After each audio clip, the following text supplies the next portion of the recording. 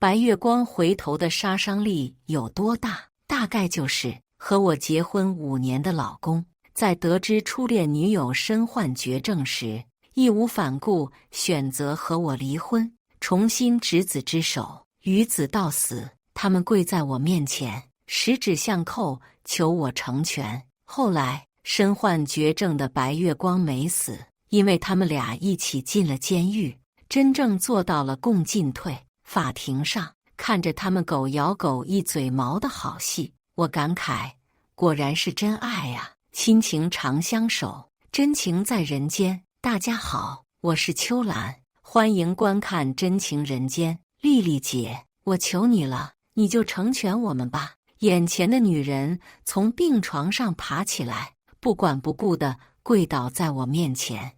我的老公和她十指紧扣，眼神是我从没见过的坚定。人力，是我对不起你。我沉下脸，声音冰冷地说：“我不会同意的。你们死了这条心。”这个女人叫卢若若，是我老公聂远的初恋情人，如今得了绝症，不知道什么时候就会死。聂远告诉我想来医院探望朋友的时候，我就知道这个朋友是他了。他的钱包里一直偷偷藏着他的照片，我假装不知道，心里却一直有根刺。今天跟着一起来，也是想做个了断。我觉得卢若若身患重病，已经对我造不成什么威胁了。没想到她竟然直接握住我老公的手，当着我的面说自己时日无多，不想留遗憾，只想陪在最重要的人身边，甚至给我下跪，请我成全他们。这真是太荒唐了，我直接拒绝了。聂远却说：“我愿意。”人力，我和若若已经错过一次了，我不想留下遗憾，将来后悔。你能理解我吗？他眼睛里露出些许愧疚，还有即将得偿所愿的欣喜。聂远，你有没有想过他得了这种病，已经活不了多久了？你一个成年人，就为了几个月的潇洒，连后果都不顾了吗？我冷脸道：“我不能接受和别的女人分享丈夫。”卢小姐，你不用费心思了。卢若若眼圈红透，柔声道：“我知道，对不起丽丽姐，可我真的……”说着，她紧紧抓住聂远的手，转头扑进他怀里，痛哭起来。聂远把卢若若护在怀里，防备地看着我：“你怎么这么恶毒，对一个病人这么说话？你的教养呢？你父母？”我浑身一震，他的指责戛然而止，不自然道：“给若若道歉，我爸妈早就没了。从上初中开始，我就过着寄人篱下的生活。”聂远是知道的，他也知道这点最能伤到我。我没错，我喉咙干得发涩，却不愿意在卢若若面前落了下风，于是强撑着：“卢小姐，我和他是合法夫妻，现在也只有一夫一妻制，没有三妻四妾的。你们俩这么跪在我面前，是指望我同意你给他做小？”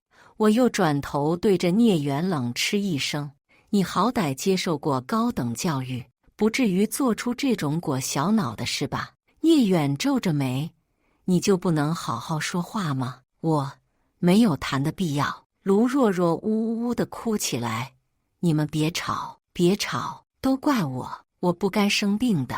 我是想着我快死了，没有多少时间了。我最舍不得的就是聂哥。丽丽姐，你别和聂哥生气，都是我的错。”聂远蹭地站起来，脸上带着决绝。我心里咯噔一下，就听他说：“人力，我们离婚吧。”轰的一声，我脑子炸开了，这太荒唐了。他情深意重，和身患绝症的初恋女友心心相印，而陪着他5年，任劳任怨付出一切的我，仿佛是拆散有情人的恶毒女配。可明明我才是那个名正言顺的。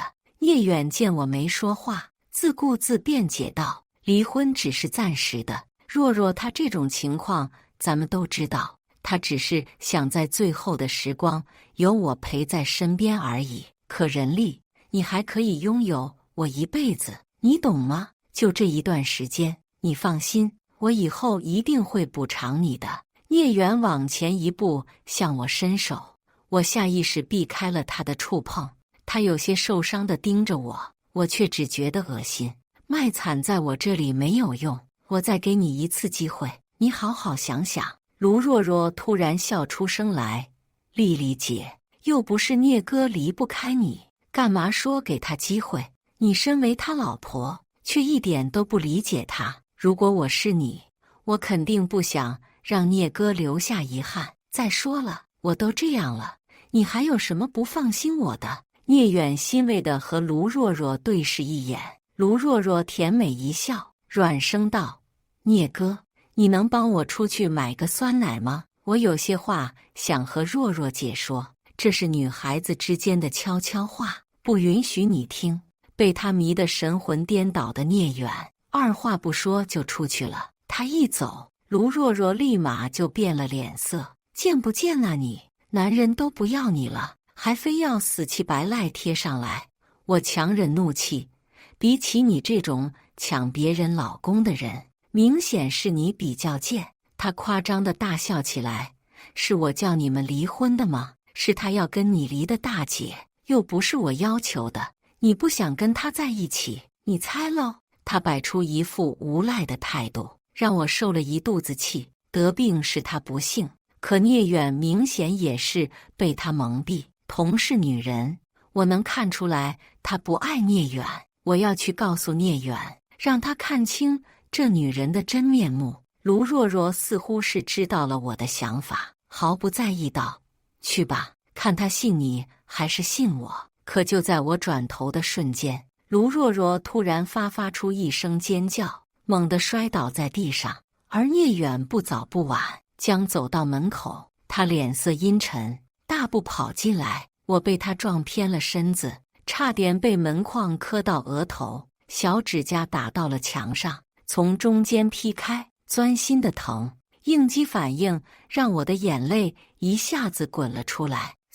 聂远扭头恶狠狠瞪着我，任丽，你太恶心了，我当初真是瞎了眼才看上你，要是若若有什么事，我一定不会放过你。十指连心，我疼得说不出话。聂远还在骂，你爸妈死的时候，怎么没带着你这种蛇蝎心肠的女人一起去？啪！我用没受伤的手狠狠甩了聂远一耳刮子，痛哭出声。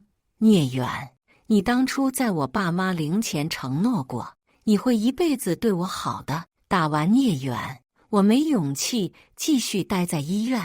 他早就忘了当初的誓言，不管说再多，他眼里也只会有卢若若。换做以前，我其实不会挽留。如他所说，我爸妈都不要我了，他不要我。其实我早就在脑中设想过千万遍了。我拿出一张 B 超报告单，看着上面孕4周的字眼，回想起医生温柔热情地跟我说宝宝情况的场景，我还是决定再给聂远一次机会。我和聂远结婚以来，一直都相敬如宾。原本我觉得这种平平淡淡白开水一般的感情，至少温暖可靠。直到今天在医院，我才意识到他不爱我。可我不想放弃这个孩子。聂远精子质量不好，为了要宝宝，我提出去做试管，可婆婆不允许，她觉得是我的问题，变着法给我补身体，各种中草药，我几乎是当饭在吃。医院也去过无数回，我吃了那么多苦，才盼来这个孩子。还没来得及将这个消息告诉他，我把 B 超单仔细叠好，小心翼翼放进包里。回到家，我打算先把这件事告诉公婆。聂远却紧随着我进了门，视线落在他和卢若若紧紧相握的手上。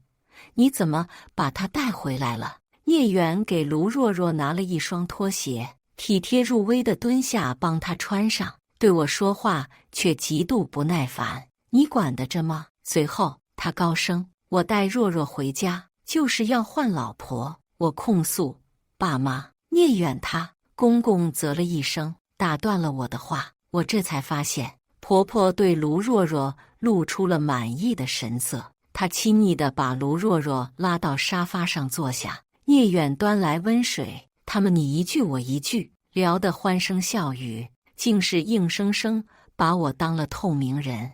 我终于克制不住，冲过去拍了桌子。你们到底什么意思？婆婆冷笑，连自己的男人都管不住，你没本事还要让别人来帮你买单。我本来都不想说你，非要往枪口上撞，你说你何必呢？我深吸了一口气，我管不住。你儿子道德败坏找小三，怪我管不住他。你怎么不说是你的基因有问题，生出来一个人渣呢？公公横眉竖立，厉声道：住嘴！我立刻冷眼瞥向他，上梁不正下梁歪。公公脸色难看，却没再开口。婆婆没听懂其中的意思，指着我口水横飞。老娘说错了吗？不就是你没本事，嫁进来5年，肚子一点动静都没有，人家对门的李大娘3年都抱上2个大孙子了，你不是不下蛋的母鸡是什么？你不生，有的是人愿意给我儿子生。卢若若听到这话，居然连连附和。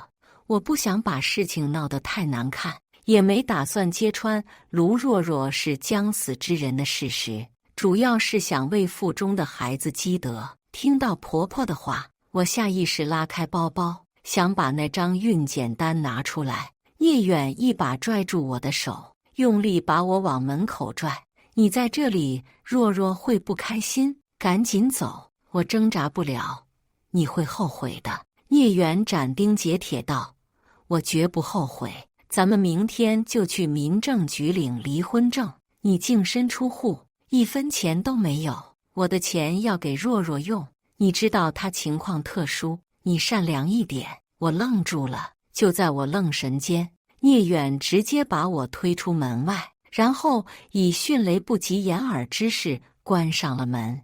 外面天已经黑了，聂远一直为卢若若打算也就罢了，事到如今竟然连尊严和体面都不给我，大晚上还把我赶出来，简直是一点情分都不讲。我心底升起一股剧烈的不甘和绝望。我告诉聂远，想离婚可以，推迟半个月。他狐疑：人力，你别欲擒故纵，我不吃这套。我让他放心，只是想花点时间给你准备一个离婚礼物，为咱们的感情画上一个圆满的句号而已。半个月后，民政局别迟到。被推入手术室的那一刻，我闭上了双眼。宝宝，希望你下辈子可以找到爱你的爸爸妈妈，别再跟着我了。流产手术很快就结束了，我没着急进行下一步动作。休整了半个月，我身体恢复得差不多了。明天就是我和聂远约定离婚的日子。我把他从黑名单拉出来，主动给他发了条信息，提醒他别忘了。聂远的电话下一秒便打了过来。任丽，你到底在耍什么花招？他的声音听起来有些气急败坏，可能是这些天联系不到我，突然急了。我把手机拿得离耳朵远了一些。你别这么大声，我之前答应了你要和你离婚，就不会出尔反尔，你知道的。他愣了一下，冷哼道：说好了，房子和钱我不会给你的。没事。我轻轻吐出一口浊气，留着给你们买棺材好了。说完，不等他反应，我直接挂断了电话，顺手把他拉入黑名单。反正我已经把他通知到了，明天离完婚也没有再联系的必要了。至于财产，他那点钱我还真看不上。我和他的婚房当年是贷款买的，他们家为了防着我，哄着我写在了他爸妈名下，不算我和他的财产。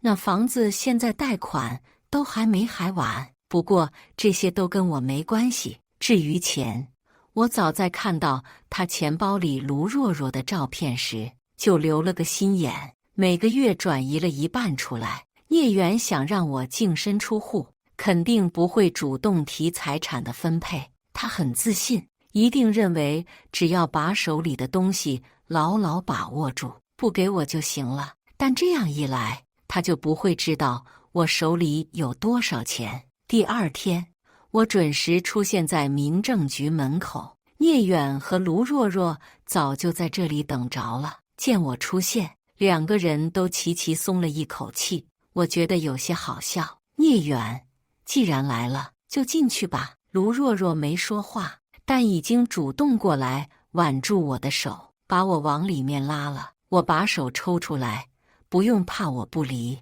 我还怕你们反悔呢。聂远脸色有些尴尬，直到办完手续，离婚证到手，他们俩才恢复嚣张的神色。对了，你当时不愿意离婚，不是说要去给我准备离婚礼物吗？卢若若拽了拽聂远的衣袖，阴阳怪气道：“提这个干嘛？丽丽姐应该就是跟你开玩笑呢。”丽丽姐，我知道你舍不得聂哥，可抓着一个不爱你的人也不会幸福。这半个月你应该是想通了，才决定把聂哥还给我的吧？看似在为我解围，实则暗示我不愿意放手，欲擒故纵。可惜失败。我挑眉，看着眼前跳梁小丑般的两个人，从包里摸出一个瓶子，递给聂远。聂远怔了一下，不敢置信地看着我：“这是什么？”卢若若不知道聂远的身体状况，她一脸吃惊的大叫：“血乎乎的，好恶心！快拿走！”聂远不敢伸手，我直接把瓶子硬塞到了他怀里，顺带还扬了扬手中的离婚证，笑得一脸大仇得报的快意。“诺，你的孩子啊！”聂远如遭雷劈，整个人都呆住了。我说：“聂远，你不是想要有情人终成眷属吗？现在你可以尽管去追爱了，我和孩子给你让路。”就这么一会儿，聂远的眼球布满了红血丝，整张脸成了猪肝色。他抓住瓶子的手不住地颤抖。你什么时候怀的孕？为什么不告诉我？”卢若若被他的反应吓了一大跳。“聂哥，你怎么了？”聂远结结实实挥手甩开了卢若若，血红的双目紧盯着我。“告诉我！”我退了一步，冷声道：“刚查出来怀孕那天，是我陪着你去医院看卢小姐，你们俩跪在地上求我给你们让路，让我成全你们。我那时候就想告诉你的，后来出了些意外，我想着回家再把这件事告诉你们，想看在孩子的面上再给你一个机会，但你把他带回来了，我没来得及。那天是晚上，聂远，但凡你有点良心，没有在大晚上把我赶出家门，那你也不会不知道。”聂远痛苦地捂住脸，双肩剧烈抖动，不知道在哭还是干什么。“为什么不告诉我？为什么？”他不断重复，语气说不出的绝望。他后悔了，但我知道他在意的只是孩子，根本不是我们的感情。如果没有孩子，此时此刻的他只会庆幸把我甩掉了。卢若若现在旁边恶狠狠地瞪着我。我说：“聂远，这是你造的孽，别辜负孩子，好好陪卢小姐过完最后这段日子吧。卢小姐，你以后死了，看见我的孩子，麻烦照顾照顾他。”顿了顿，我突然笑了。“不过你们应该也碰不上。医生说孩子是天赐的宝贝，他现在应该回天上了。而你这种拆散婚姻的第三者，到时候是要下地狱的。”卢若若火冒三丈，恶狠狠地盯着我。聂远顾不上他，抱着瓶子跌跌撞撞、失魂落魄地跑了。我回到租房时，聂远他妈的电话打了进来，犹豫了一瞬，我还是接了起来。手机立马传出哭天抢地的骂声：“你个杀千刀的娼妇，连自己的孩子都不放过！我的大孙子哎，你陪我大孙子！”公公也骂：“谁让你打掉的？那可是我们聂家的种，你这种女人要遭报应的！天打雷劈，不得好死！婆婆，人力，怎么你打胎的时候没死啊？这事咱们没完！”我漫不经心地扣了扣指甲，悠悠说道：“我都和你儿子离婚了，我为什么要给你们家生孩子啊？当初聂远说要换老婆的时候，你们两个老不死的不是第一个站出来支持的，所以我说人要积德，要对得起自己的良心。你们家就是和大孙子没有缘分，聂远那样，这辈子可能只有这么一次上天眷顾他的机会，你们都不珍惜，老天爷也不会保佑他了。”婆婆气得大吼：“放屁！我儿子好得很，明明是你没用，别以为你打胎就能吓到我们。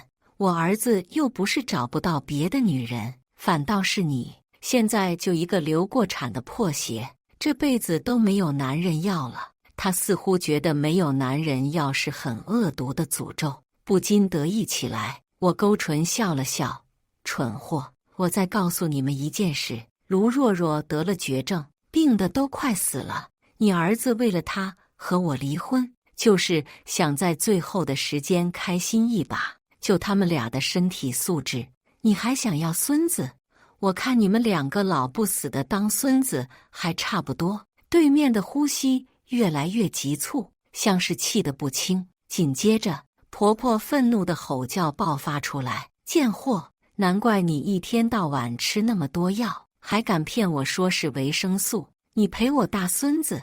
电话里传来鸡飞狗跳的声音，卢若若被打得到处乱窜，她嚷道：“聂哥，聂哥救我！别打了，别打了！”然而回应她的只有聂远他妈的怒骂。我挂断了电话。聂远不像他妈，他是受过教育的，知道自己质量不好意味着什么。他妈对我实施那些不公平的差别对待时，他为了自己那点可悲的男性尊严，从来不说什么，也没有制止过。现如今没了这个孩子，他以后再想当爸爸，更是难上加难。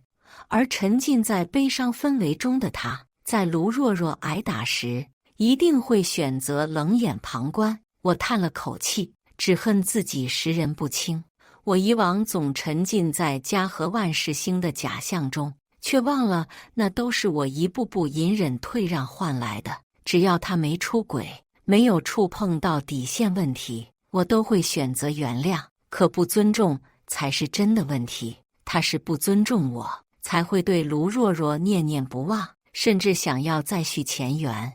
但凡他把我当个人，平等对待，就不会做出这些丧心病狂的事。毕竟，帮助朋友的办法有很多种，不是吗？自从这一通电话之后，聂远一家仿佛人间蒸发一般，完全淡出了我的生活。在这期间，我重新振作起来，主动出门面试，最终得到了一个很不错的工作机会。生活有条不紊，比以前竟然好了不少。平静的日子没有一直持续下去，仅仅才过1个月，聂远居然找到了我的新公司。我不知道他找我要干什么，也没打算见他。接连几天，我都刻意避着他。公司里的同事多多少少知道聂远不是什么好人，每天下班看到他站在那个门，也会给我发信息通风报信。我专门躲着他走，但今天却没躲过去，他直接冲了进来，动静闹得很大，惊动了老板。他说一天没见到我，就会接着来，就算报警抓他也不怕，大不了拘留几天，再接着过来。老板无奈，只能让我去见见。我没想到他脸皮这么厚。你来干什么？卢若若这么快就死了，我没给他好脸色。聂远痛哭流涕，冲过来想抱着我，我脸色大变。你要是敢动手动脚，我就叫保安了。聂远这才愿意好好说话。卢若若，我把他赶出去了，我忘不了你，老婆。你离开之后，我才知道你才是我最爱的那个人。咱们复婚行吗？我摇摇头，当然不行。聂远说，我真的离不开你，房子和钱我都愿意给你，我什么都不要，你回来吧。少说这种恶心人的话，本来上班就烦，现在看见你更觉得恶心了。什么叫做我回去？掉进屎里的鸡腿，你能吃下去？聂远一愣，老婆，我赶紧叫停，打住，我刚刚说的不对。他脸色一喜，忽然开心起来。我觉得有点奇怪，但还是继续说，你不是屎里的鸡腿，你就是坨屎，恶心了，我年也够了吧，少来烦我。骂完，我风一般的跑回公司。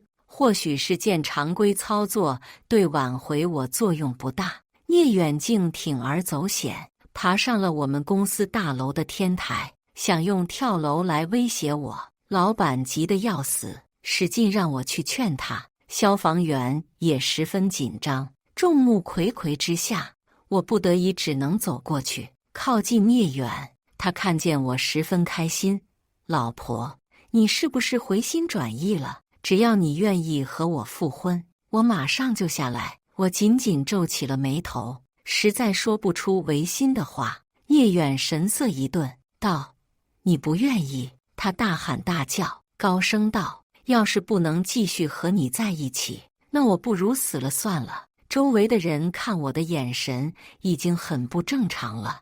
我又往聂远那边走了几步，还剩1米远时停住。这个距离能保证我的安全。要是等会儿他破罐子破摔，想拉着我垫背，我也能在第一时间躲开。聂远还在不停说着那些恶心的话，我甩开嗓子说了句：“你先下来。”然后我在众人都看不见的角度，用只有聂远听得到的声音说：“要死快点死，别耽误大家的时间。”聂远完全愣住了。但我没管他，我又开始大声表演：“你赶紧下来，有什么事咱们好好说，我愿意再给你一个机会。”然后我继续小声道：“你这种人就是该死，赶紧跳，不跳就是孬种。”迅速说完，我故技重施。聂远咬牙，脸上全是不甘心。我下意识往后退了一步，眼神示意他赶紧跳。我知道他不敢，要不然现在肯定不会继续和我僵持下去。但我绝对不会因为这个就妥协，他是死是活跟我又没什么关系。就在这时，聂远往身后的万丈高楼看了一眼，他一下子就怂了，害怕的双腿肚直打哆嗦。他想爬进来，可因为害怕，双腿发软，早就没了力气。原先凭借着要挟我而产生的勇气，早就被冲刷得一干二净。我害怕。众人一愣，我身后的人群静默了一瞬。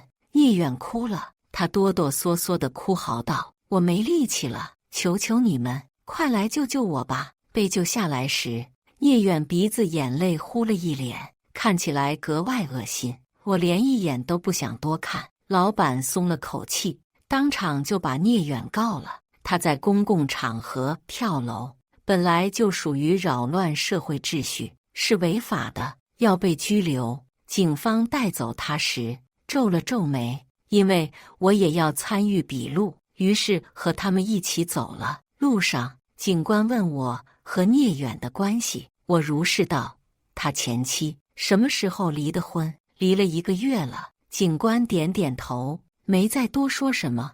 我心里却觉得有些奇怪。果不其然，一到警局我就知道是为什么了。原来当初离婚时，聂远一家因为我打胎的事大受打击，公公婆婆认定大孙子是卢若若给弄没的，对卢若若的态度发生了翻天覆地的变化，有事没事就打她，折磨她。卢若若只是和聂远在一起，又没有结婚，也受不了这种生活，忍了大半个月就跑了。聂远这才如梦初醒，去找卢若若，却没找到。他想着卢若若还生着病，也没有其他家人在这里，很有可能会去医院，就去医院找人。这一找可不得了，医院根本没有卢若若的重病档案，她是假病。医生说这个女孩子是来做纤维瘤的微创手术的，这种手术一般都是良性，住2天院观察一下就能出去了。聂远这才恍然大悟，自己被骗了，我也很吃惊。毕竟当初聂远告诉我的时候，只说卢若若得了重病，是瘤子，是癌症。想来他估计是只看到了那个瘤字，就乱了阵脚，也真是蠢。这2个月来，聂远为了给卢若若治病，花了不少钱，该借的都借了，房子也早就拿出去做了抵押，负债累累，走投无路之下，他去警局报了警，理由是卢若若诈骗。回过头又想起我这么一个大冤种，千方百计打听过来，想找我复合。我有些唏嘘，却又并不意外。对我来说，聂远过得好与不好都跟我没关系了，只不过以他背信弃义的程度来看，我不认为他会和卢若若有多幸福。如果他今天没有被骗，那等到卢若若死后，他还是为爱欠债，一样会想着拉我垫背。让我没想到的是，聂远竟然敢挪用公款。警官在抓捕卢若若时，查到聂远给卢若若的钱里有一笔来路不明，所以这次聂远除了扰乱社会秩序，还有个挪用公款的大罪。原本这种情况，把钱还回去还能少判几年，可聂远入不敷出，连房子都没了，自然还不上。一来二去，竟然被判了10年的有期徒刑。而卢若若也因为诈骗被判处有期徒刑8年。开庭审理时，我特意去到现场旁听。聂远看着卢若若，恨不得当场杀了她。你为什么要骗我？他一定想不通。他总说男人至死是少年，就是个恋爱脑，想不通也很正常。卢若若嗤笑，为了前辈，聂远十分痛苦，他疯狂挠头。我为了你和我老婆离婚了，连我的孩子我都失去了，你对得起我吗？卢若若厌恶地看他一眼，语气里的嫌弃都藏不住。是我让你离婚的，不是你自己要和他离婚的吗？你老婆离开你，打胎，全都是因为你，怪我干嘛？聂远大受震撼，继而是更疯狂的辱骂。现场一片混乱。聂远的爸妈同样很激动，